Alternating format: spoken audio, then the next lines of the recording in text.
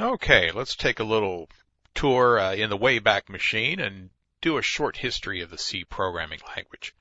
C was originally created in the early 70s, along about 1972, by Dennis Ritchie on the Digital Equipment Corp PDP-11 system.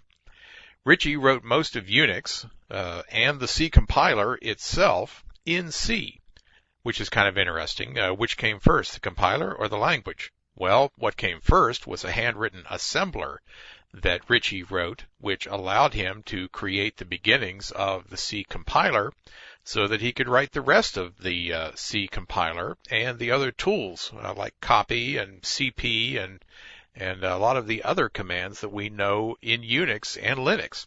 Most of Unix and Linux are actually written in the C language. C evolved from languages called BCPL and B, which were from the late 60s and early 70s, and they were both typeless languages. Now C has its own data types like integers and characters and various floating point precision variable types. So we'll see how to use those later.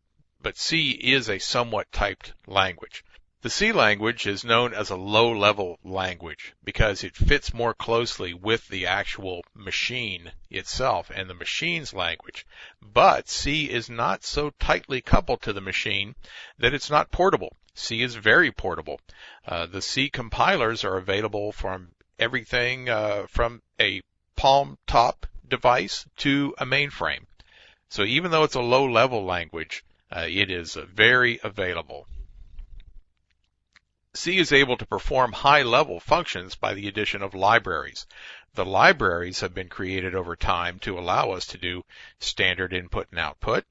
There is a whole standard library defined by the ANSI standard, which says to have a real C compiler available, you must also provide these standard libraries, because C by itself is not particularly useful or not particularly programmable until you get some of these libraries involved.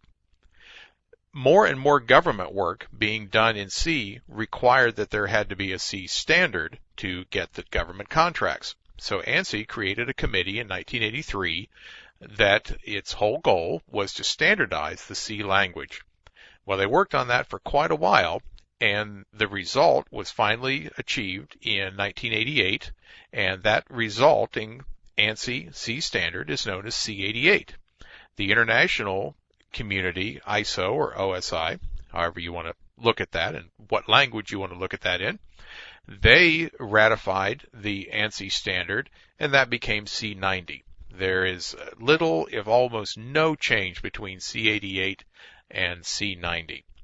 That is what we will be working with here in all of our declarations and function declarations and type casts and everything else is out of the ANSI C standard or C90.